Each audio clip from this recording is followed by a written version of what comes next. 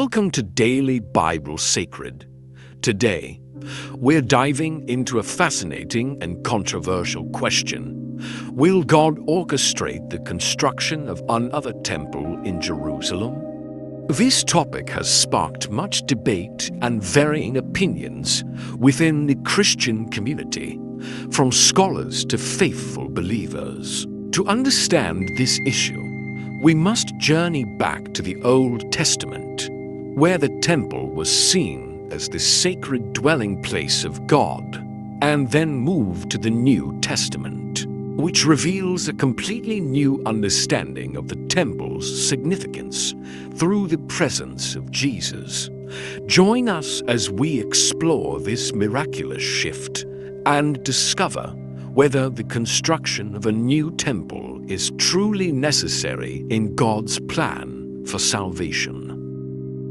The question of whether God will orchestrate the construction of another temple in Jerusalem has been a topic of considerable debate among Christians and scholars.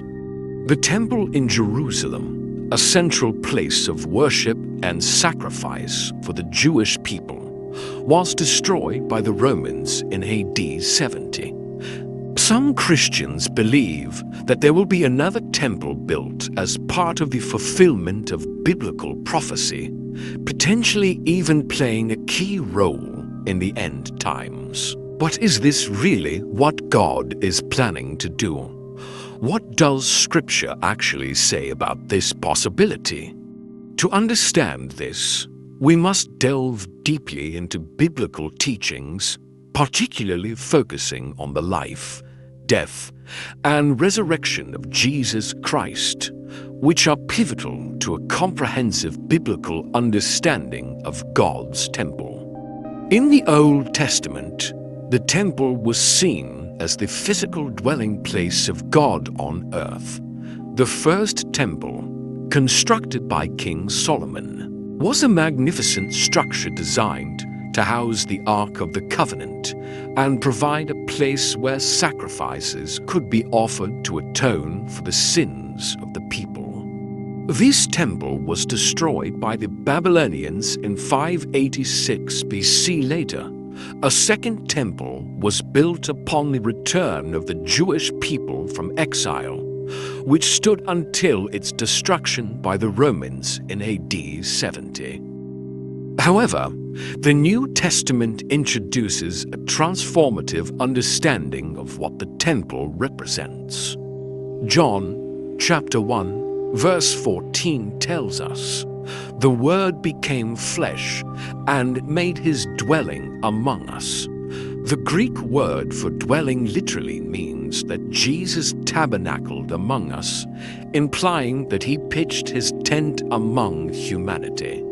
This is a direct reference to the Old Testament tabernacle, where God's presence dwelt among the Israelites. The tabernacle and later the temple were mere foreshadows of the glorious reality of God becoming flesh in the person of Jesus Christ. Jesus' incarnation, life, death, and resurrection signify that the ultimate dwelling place of God is not in a temple made by human hands, but in Jesus himself. A significant event that marked a pivotal shift in the understanding of the temple and its role was the tearing of the temple curtain at the moment of Jesus' death. According to Matthew chapter 27, verses 50 to 51, "And when Jesus had cried out again in a loud voice, he gave up his spirit. At that moment the curtain of the temple was torn into from top to bottom. This curtain separated the Holy of Holies, the innermost part of the temple, where God's presence was believed to dwell from the rest of the temple, and only the high priest was allowed to enter this sacred space once a year. The tearing of the curtain at Jesus' death was a powerful symbol indicating that the barrier between God and humanity had been removed. Through Jesus' sacrificial death, All people, Jews and Gentiles alike now have direct access to God. Hebrews chapter 10, verses 19 to 20 explains, "Therefore, brothers and sisters, since we have confidence to enter the most holy place by the blood of Jesus, by a new and living way opened for us through the curtain, that is, his body." This event marked the end of the need for a physical temple as a place to meet God, because Jesus himself became the mediator between God and humanity. The New Testament further clarifies that Jesus himself is the fulfillment of the temple. In John chapter 2, verses 19 to 21, Jesus speaks of his body as the temple. "Destroy this temple, and I will raise it again in 3 days." John explains that Jesus was referring to his body, not a physical building. The death and resurrection of Jesus symbolize the ultimate destruction and restoration of the temple. Jesus' body, broken on the cross and raised to life, becomes the new, living temple of God. Colossians chapter 1, verse 19 adds, "For God was pleased to have all his fullness dwell in him." This verse emphasizes that Jesus embodies the fullness of God in a way that no physical structure ever could. The idea of needing another physical temple, in this context, seems redundant when considering that Jesus is the perfect, eternal dwelling of God's presence. Another profound shift in the New Testament is the identification of the church, the collective body of believers, as the new temple of God. The Apostle Paul writes in 1 Corinthians 3:16, "Don't you know that you yourselves are God's temple, and that God's Spirit dwells in your midst?" This statement signifies that each believer is a living stone in this spiritual house. The presence of God is no longer confined to a single physical location. Instead, it dwells within each believer. Peter echoes this sentiment in 1 Peter chapter 2, verse 5, stating, "You also, like living stones, are being built into a spiritual house to be a holy priesthood, offering spiritual sacrifices acceptable to God through Jesus Christ." The focus of the New Testament shifts away from a physical temple to a spiritual one, composed of believers from every nation and tribe, unified by their faith in Jesus Christ. The Apostle Paul also emphasizes that this new temple is continually being built. In Ephesians chapter 2, verses 19 to 22, Paul describes believers as members of God's household, built on the foundation of the apostles and prophets, with Christ Jesus himself as the chief cornerstone. In him, the whole building is joined together and rises to become a holy temple in the Lord. This ongoing construction is a spiritual project overseen by the Holy Spirit, who continues to bring individuals to faith in Christ, adding more living stones to this ever-expanding spiritual house. The Holy Spirit's role in this spiritual building project indicates that God's temple is not a static physical location, but a dynamic, growing community of believers. This understanding aligns with the promises of the New Covenant, which focus on an internal, spiritual transformation rather than external, ritualistic practices. Jeremiah chapter 31, verse 33 prophesied this shift. "I will put my law in their minds and write it on their hearts. I will be their God, and they will be my people. This prophecy is fulfilled in the new covenant through Jesus Christ, where the law is internalized and written on the hearts of believers rather than inscribed on stone tablets or preserved in a physical temple. Given the profound spiritual truths outlined in the New Testament, the construction of a new physical temple in Jerusalem would represent a significant step backward in God's redemptive plan. The new covenant, established through the blood of Christ, has made obsolete the old covenant practices, including the need for a physical temple for sacrifices. Hebrews chapter 8, verse 13 states, "By calling this covenant new, he has made the first one obsolete." And what is obsolete and outdated will soon disappear.